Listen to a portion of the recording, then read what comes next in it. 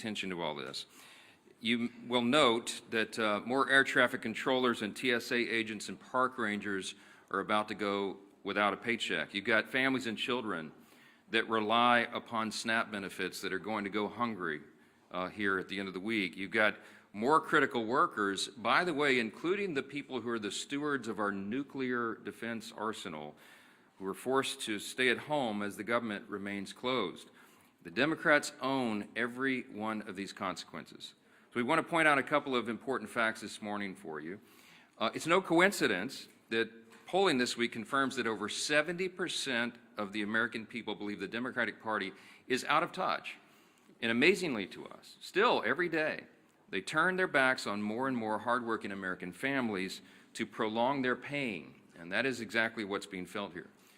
It is incredible to us that they've now voted 14 times between the House and Senate to reject the clean, simple funding bill that would simply reopen the government. 14 times they have thumbed their nose at the American people in spite of their pain that they themselves have acknowledged.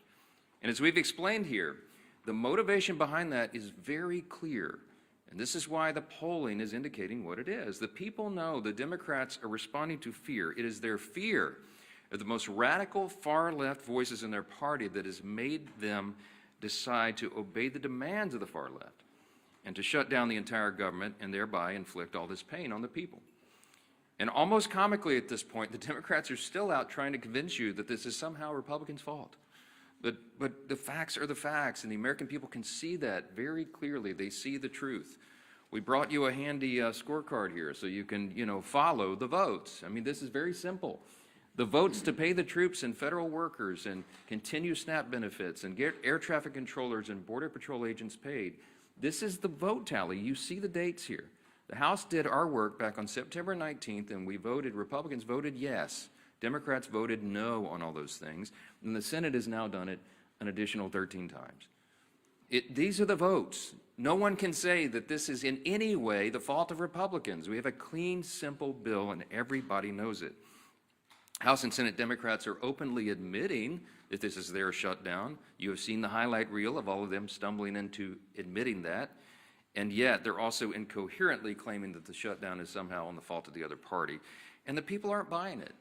And that's why the polling continues to show that the approval of Republicans in Congress is rising with each passing day, and the Democrats at the same time, Democrats in Congress have the lowest approval rating they have ever had since polling began, since recorded polling began on these metrics. And here's just an example yesterday. For example, CNN polling showed yesterday the approval of Republicans in Congress is up 8% since the shutdown began among independents. I mean, that's an important metric because people are paying attention. They understand what's happening and they see who is responsible. It's a really important thing to watch. Ronald Reagan used to remind us that you can always trust the American people, and we do. We trust their intelligence, and we trust their understanding of basic civics. In fact, we trust the American people's understanding of civics far more than the Democrats in this building right now. And a quick reminder of that is the people know that in the House of Representatives, you need a majority vote. You need 218 votes to pass legislation, to pass a clean, continuing resolution to fund the government. That's exactly what we did on September 19th. They also know that in the Senate, you have to have 60 votes to pass substantive legislation. And we've only got 53 Republican seats. That means we need, by the math, at least 7 Democrats to join us to reopen the government. Now, in other words, the Democrats are the only reason that the government is closed, and there is no other way to spin that, to make something else true about it. And of course, the Democrats know all that. We've seen their party leaders, and we've now made their phrases and their comments famous here every morning. Chuck Schumer, Whip Catherine Clark in the House. They've openly admitted that they're using the pain of the American people as their leverage. Why? To show to their base that they're fighting. And they're counting on the American people not noticing all this. And that's the very reason why we have to come in here every morning and relay the simple truths. I mean, somebody handed me this as I was walking in here.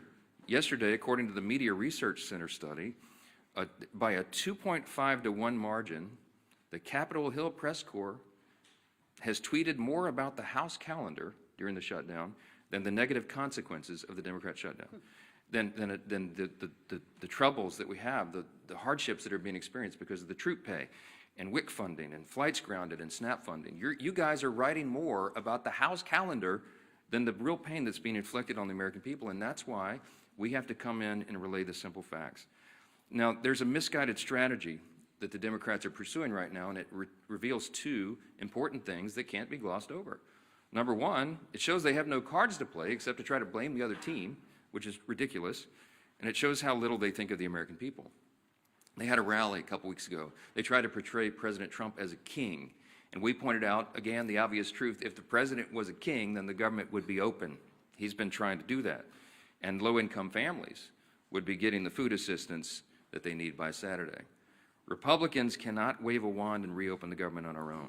We must have a handful of centrist Democrats in the Senate do the right thing. And any Democrat suggesting otherwise knows exactly what they're doing, and they insult the intelligence of the American people. And by the way, every reporter in this room when they do that. Unlike Democrats, Republicans have nothing to twist or spin. We are just simply here relaying the simple facts and the truth. And the American people are responding to that. And that's why the polling indicates that they trust us more than the other side, because we are the ones here telling you the truth. We have nothing to hide. They are trying to obscure the facts.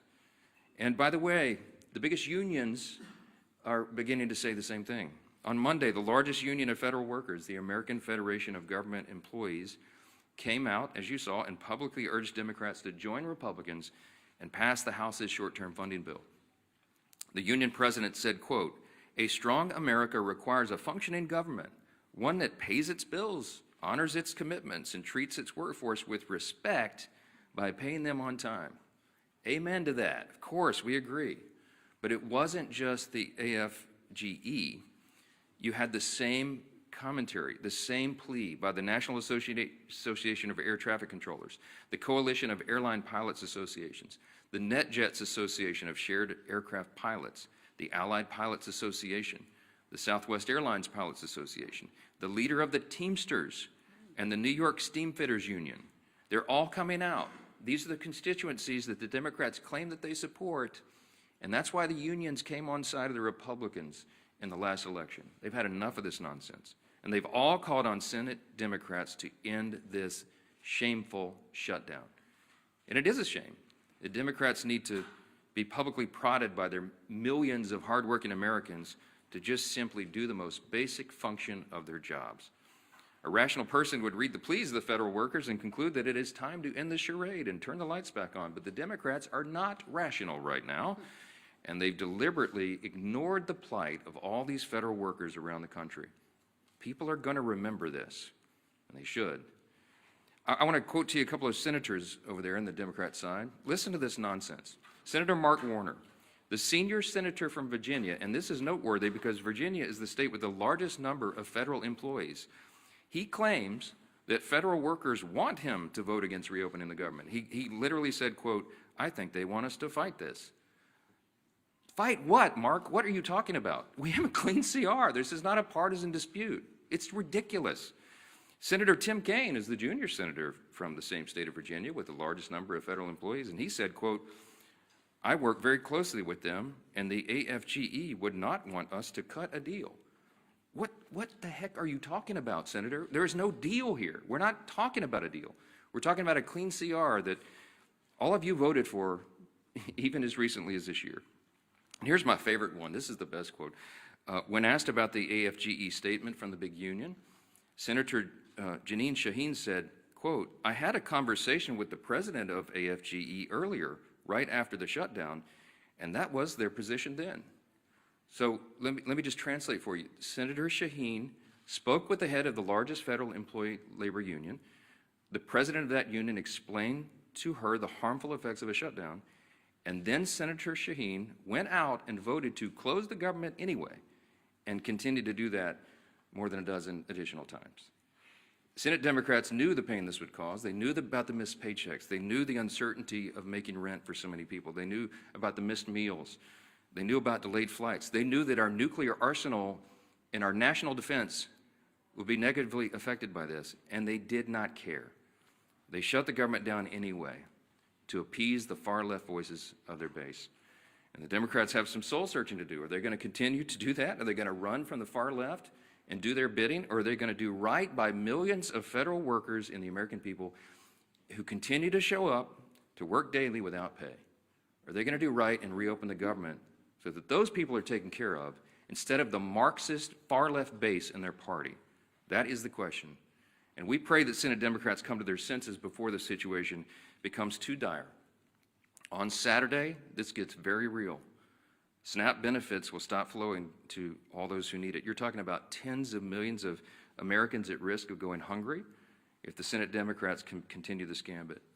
Instead of taking a simple vote to fund the government, which Senate Democrats have now had more than a dozen opportunities to do, Democrat attorneys general are suing the federal government to try to compel SNAP benefits to flow despite the government being closed and despite the fact that there is no money to do that. Congress hasn't authorized that. The contingency fund for that was something they batted down when the Democrats decided to vote against the CR and shut the government. For Democrats, there's a much easier option on the table. Just go do your job and fully fund all these programs and all these categories of people by voting for the CR. That's it. You don't have to do anything for Republicans. Just do your job for your constituents. Until Democrats recognize the pain that's gone on for so long, Republicans will be in their districts helping their constituents clean up the mess that Democrats are making and help them make ends meet and help them find the assistance, the food assistance, and all these other things that they're going to have to rely upon. And joining us this morning to discuss the Democrats' shutdown impacts on our national defense and on foreign affairs is our great chairman of the House Foreign Affairs Committee and a decorated veteran of the U.S. Army, our good friend, Chairman Brian Mast. Brian? Thank you, Speaker. I think everything going on, it really puts an exclamation point on the fact that we have the greatest population anywhere across the globe. I do want to start just by saying thank you to all of our workers. We have workers whose lives are being very literally affected, and they're still coming to work every day. Those are really big, amazing people. That's our American workforce. So I just want to start by saying thank you to them, all of our TSA workers, all of our air traffic controllers, our ICE, our CBP, our State Department people that I deal with, and to put a point, maybe moving to State Department, because that's what I deal with the most, about the very serious stakes of what is going on right now. Not just with people's lives and them not being able to pay their bills, but with what's going on across the globe. To juxtapose these positions, we have President Trump in Asia right now, very literally trying to make sure that the United States of America is not cut off from rare earth minerals or other things, which is what China is literally trying to do. That's why there was a threat of another 100% tariff, because China was sending around letters saying, all you neighboring countries don't sell to America. So the president is abroad trying to protect our homeland. And we have Democrats here at home doing everything that they can to weaken our homeland. That's a difference of values. And the stakes of those values is the future of the greatest country on the face of this earth. We should pray that our adversaries would be stupid enough to say they're going to prioritize funding feminism in Africa over the food stamps of their own people. They're not that stupid, but apparently Hakeem Jeffries is, and that's a real problem for all of us here. I was on the phone with an ambassador this morning. I'm not going to say where, but we have requests for people to leave embassies abroad because of very real threats that are going on. The people in that embassy are right now trying to figure out if they have cash funding to get fuel for vehicles or to have diesel to put in their generators because they don't have reliable electricity in the places that they're in.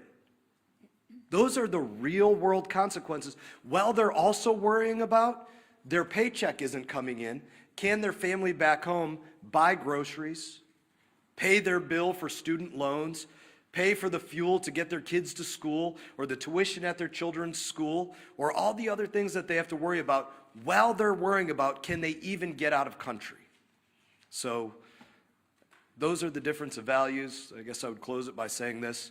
We need 5 Democrat senators to pull their heads out of their asses and go work for the United States of America. Thank you, Chairman Mast. Thank you for your service to our country and for keeping the focus where it needs to be on making sure America stays strong in the midst of turbulent times. And, you know, what's so sad about this shutdown is that we don't need to be in these turbulent times. It was a self-imposed wound that Hakeem Jeffries and Chuck Schumer have imposed on the country.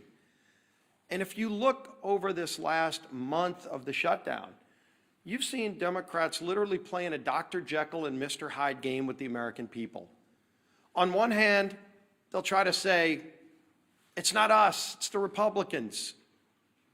Gee whiz, as the speaker talked about, oh, they control the House, Senate, and White House, when they know that they are the ones that are shutting the government down. And then on the other hand, Mr. Jekyll's side, they're saying that they know that they're causing pain on the American people. They admit that there is suffering, but they're doing it for leverage.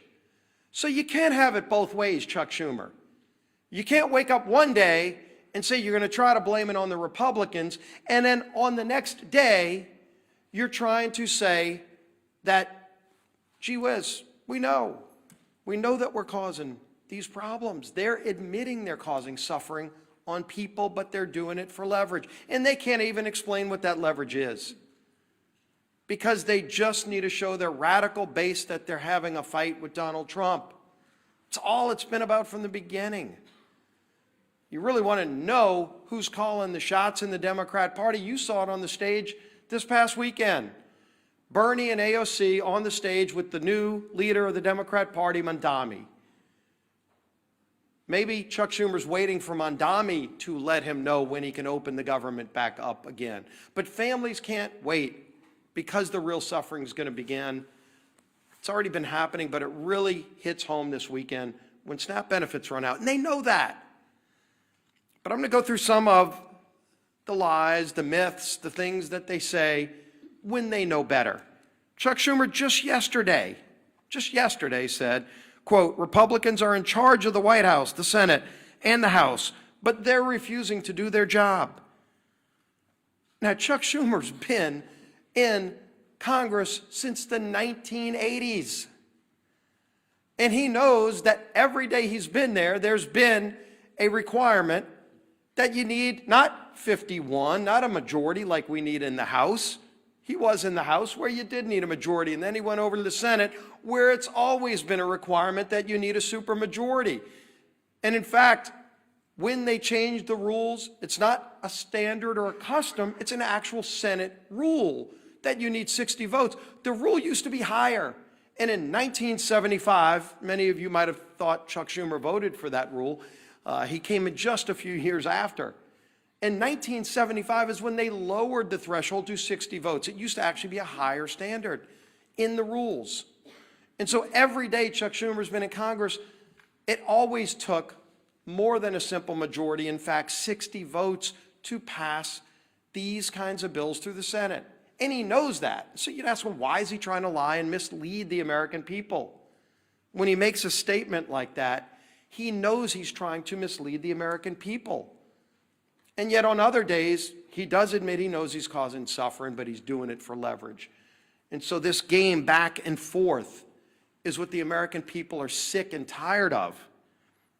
Hakeem Jeffries, quote, we didn't view the current bill as anything other than a partisan Republican spending bill. He knows good and well that it was a clean CR. If Democrats still to this day don't know the difference between a clean CR and partisan bills, did they stop reading the bills? Because they used to vote for these bills. Just since 2017, go look at the facts. Speaker likes talking about the facts. Facts are important here. Since 2017, 30 different CRs, 30 times CRs have moved to keep the government open. And do you know, 29 of the previous times Chuck Schumer's voted yes. 29. This 30th time is the only time Chuck Schumer has voted no. And of course, you'd say, well, then what's changed if he's voted? 29 out of 29 times before this, he voted for clean CRs. What's changed? This is a clean CR. What's changed is the Democrat Party has changed. Mondami is now running the party. That party has changed. But the American people still have the same needs. The American people, again, the clean CR doesn't solve our differences. We still have big differences that we need to go negotiate, but let's just do it while the lights are on without the American people being held hostage.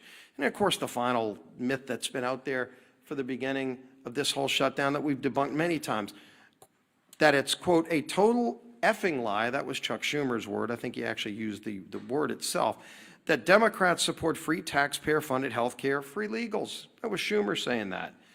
And then, of course, when you read his alternative bill, his list of hostage demands, the $1.5 trillion spending bill, it includes in it a provision that repeals the verification we put in that says illegals can't get free health care. And CBO, not us, CBO said that would cost $200 billion in taxpayer health care benefits going to illegals.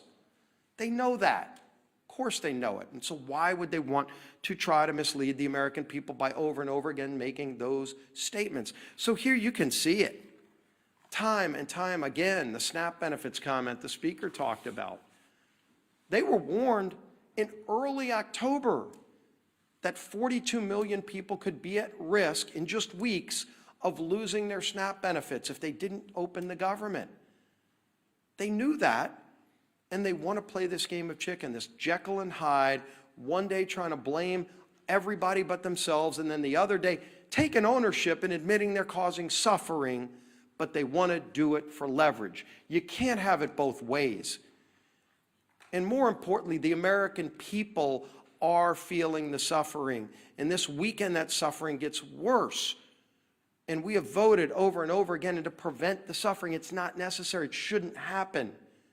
And there's a way to avoid it. All they need to do is today, just 5 Senate Democrats need to get courage and say, we're not going to take our orders from Mondami or whoever else it is that are calling the shots over there. We're going to do the right thing and open this government back up so we can get into that negotiation over all of our differences, which are many, but just don't hold the American people hostage while that goes on. That'll bring up our whip. Tom Emmer.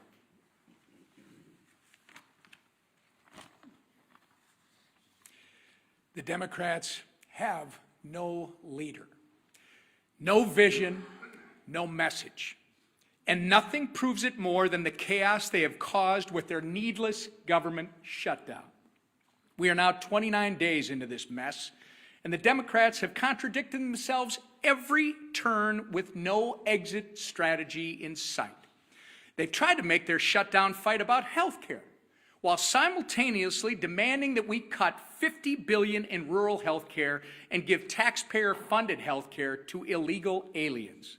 Not to mention the Americans who are suffering right now because critical health care services have been put on pause due to the Democrats' shutdown charade. On the issue of SNAP, Democrats are bending over backward to oppose Trump, using taxpayer dollars to fund frivolous lawsuits. Meanwhile, they are the ones causing people to lose their SNAP benefits by refusing to reopen the government. Remember, all of this could have been solved in a matter of 5 minutes by 5 Senate Democrats if they would do the reasonable and right thing by supporting our clean CR. The same CR that they supported just 6 months ago, and as we've said over and over, that they passed 13 times under the Biden administration.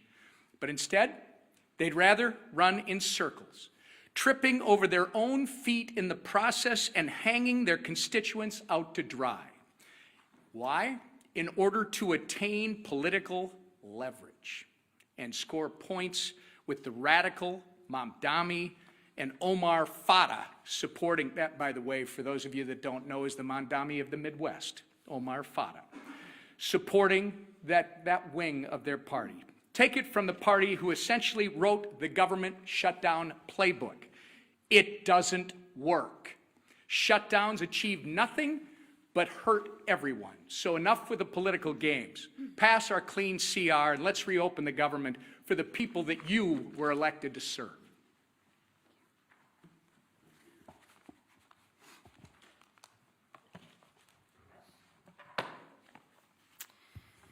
Well, good morning, everybody. Good to see you again.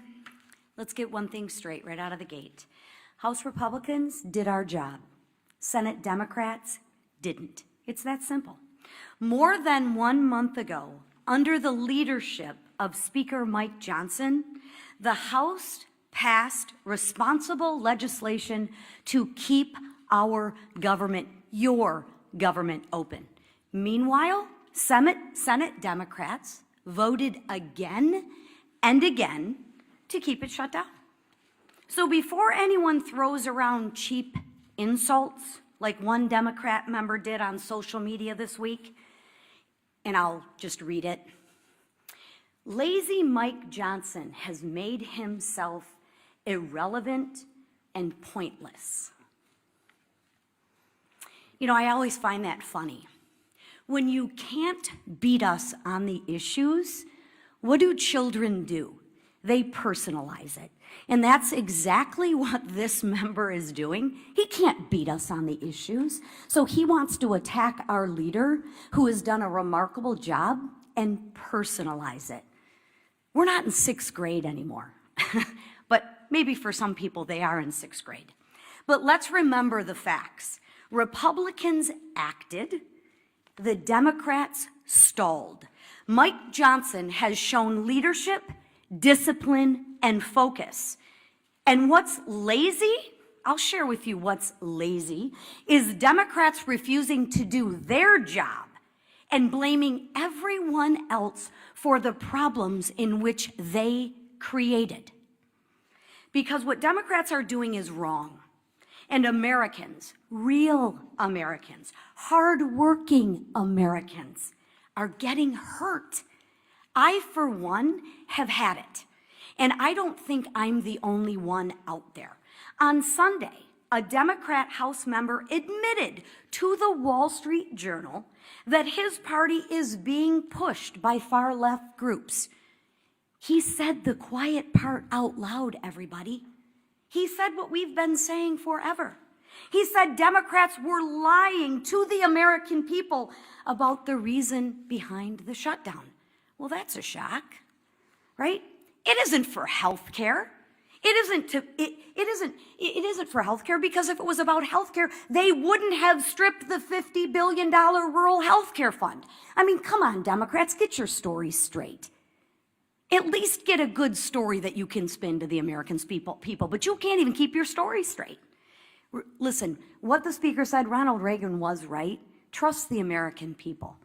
And you know what? I'll say it again. When the facts aren't on your side, you have to personalize it and you have to lie. But the question right now is, at what point is the pain of the Americans going to outweigh the radical cries of their base? It wasn't when our troops almost didn't get paid. It wasn't when moms and infants were at risk of losing the food off their table. It wasn't when flights across the nation got canceled because air traffic controllers and TSA agents didn't get paid. No. When that happened, Democrats said, every day gets better for them. Really? Maybe because they're getting paid while the people who they represent are not. That's what they said. They said pain for the American people was their best leverage. They said maybe it was uncomfortable, but it was worth it to them. Really? Think about that. Let that settle in. Let that just sit for a minute. So now I ask, will it be enough pain this weekend when 42 million Americans lose access to food on their table? Will it be enough when 2 million Americans miss a paycheck? What Democrats are doing right now is absolutely cruel, but it's also dangerous. And I think Chairman Mast spoke very well on this issue, but let's build on that. when our skies aren't staffed, when our borders aren't secure, and when our troops are at risk of missing a paycheck, that is not a political strategy. That is a national security threat. Enough is enough. Americans do not want to be used as leverage. And they don't want to be used as leverage for another $1 trillion of wasteful spending. They work way too hard for their paychecks. They want relief, they want leadership, and they want results. Democrats, please, I implore you, do what's right. Democrats, do what's right. End the shutdown. End the suffering for the American people. Stop, as you say, leveraging the pain. Vote for the Clean CR funding bill and let America move forward. Thank you. All right, questions? Manu, go ahead. Given how dire the moment you expressed for so many Americans right now, how do you justify the administration giving this big, massive bailout to Argentina, as well as calling for an increase in beef imports from Argentina? Look, we give foreign policy, the execution of foreign policy to the executive branch, and that's what the president is doing right now. There's lots of nuances about that. He's involved in negotiating trade agreements around the country to the great success and benefit of the American people right now. Dozens of them being worked out. He's overseas right now doing the same thing. And what he accomplished in Japan is a remarkable thing for the American people. And by the way, they've agreed to invest $550 billion into America, and that's good for everyone. So I can't get into the nuances of every single trade agreement with every country around the world, but we're going to trust the president to do what he's doing. He's had a remarkable track record of success for the American people, and nobody in this room can refute it. So I'm going to leave it right there. Chad, let's talk about the government shutdown. It's the main important thing right here. Chad, go ahead. Can you talk about some of the members in, excuse me, can you talk about some of the members in your conference who have expressed concern about the House being out, or saying that this has gone on, too long, we need to maybe have another CR, or take another approach, or do something on healthcare? Yeah. Can you talk about what that is like, and some of the things that you're hearing from your members who are saying, this is really going on? Well, you all know what I'm hearing from my members because our calls are leaked every week, and we had a conference call with almost everyone yesterday. By our count, there's about 3 to 4 members of the House Republican Conference who have only mildly questioned working in the districts as opposed to being here on the floor. And we talked through that in as much detail as we can on a call that I know is being printed on the front page of all the papers the next morning. But I can tell you that 99% of all the Republicans in the Senate and the House heartily agree with what we are doing. They understand the most important thing and the most important function and the basic and most simple thing that government must do is keep its operation going for the people. That is the first job of Congress.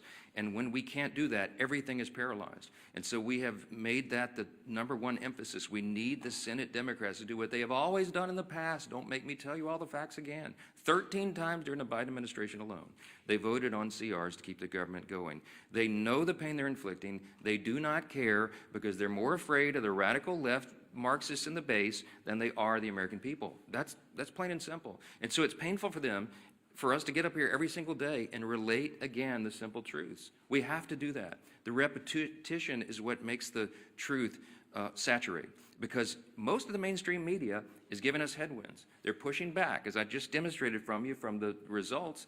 The research proves what we know intuitively, that the mainstream media, most of the legacy media, is parroting the talking points to the other side. You are not asking Chuck Schumer the hard questions. You're not asking Hakeem Jeffries the hard questions. Not enough of them. They're hiding. And they think that they can appease the radical base because they're more afraid of the voices of the far left corner of their party than they are everybody else. And I think there's going to be a big price to pay for that in the future. Yes, sir, right here. Religion News Service has tracked 5 different instances in the last few weeks.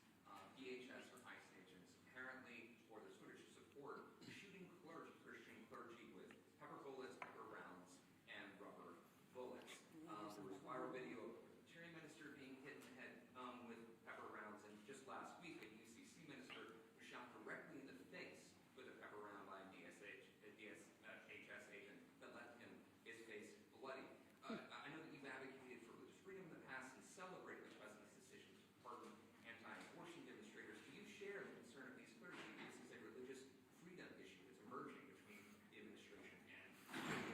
I can't comment on any of those instances. I haven't seen or heard any of those videos, so I'm not going to comment. But I would say, hold on, wait a minute. Let me answer you. Hold on. Thank you. You asked the question.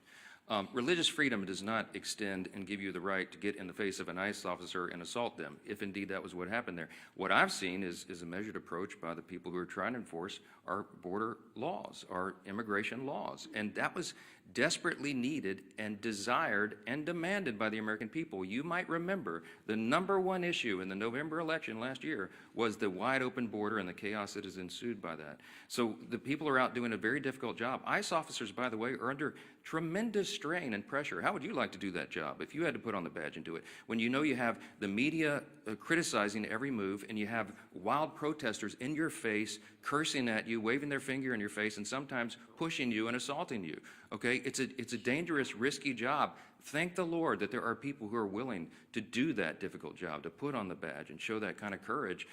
We should be on the side of law enforcement, and anybody who's trying to disrupt those operations, they need to be handled the right way. Now, look, all of us want the law to be enforced. We are the rule of law party. Chaos is not an American virtue, the rule of law, but you have to have order, and you have to have peace, and you have to have some people who are brave enough to put on the uniform and go ensure that. So get out of their face and let them do their job. That's what I would say. Down here, yes, ma'am. We're getting closer to the November 21st deadline for the CR that you guys passed. We're almost 3 weeks away from that. Is it time to bring the House back to pass a new CR with a new date? Is fewer than 3 weeks enough time to finish appropriations? Wouldn't that be a futile exercise when we have a CR that's been sitting over there since September 19th? If I brought the House back and we passed another CR, it would meet the exact same fate of Chuck Schumer. He would mock it, they would spike it, and they would try to blame it on us. So what would be the point of that? We're all concerned about the timing. The Democrats are eating up the clock. We have very important work to do here, and that's why we're pleading with them, not Chuck Schumer. Look, I think Chuck Schumer and Hakeem Jeffries are irredeemable at this point. I don't think they'll be able to tell Mondami in New York and his disciples that they voted to open the government. I've given up on the leadership. So we're trying to appeal to a handful of moderates or centrists who care more about the American people and will put the people's interests over their own and do the right thing in the Senate. I mean, there's no point in me sitting down with Chuck Schumer. He's painted himself into a corner. I get all that. Mondami it looks like he's going to win and be the mayor of New York City, and Hakeem Jeffries came out and endorsed him. That's all you need to know. Hakeem Jeffries is terrified that Mondami, one of his disciples, is going to challenge him in his own seat in the election next fall. You've already seen that rumored. Some of you have reported on it. So he had to do it. He had to endorse socialism. He had to endorse Marxism. This dangerous ideology that is taking over the Democrat Party. That is what is motivating them. So it doesn't matter what we do in the House. It doesn't matter what we pass. We have to get a handful of moderates over there who care about America to do the right thing. We need at least 7 Democrats. It takes 60 votes in the Senate to pass it. This is not the Republicans. This fault is squarely on the shoulders of the Democrats, and they are the ones causing you the pain, and don't ever let them forget it. Thank you. Thank you.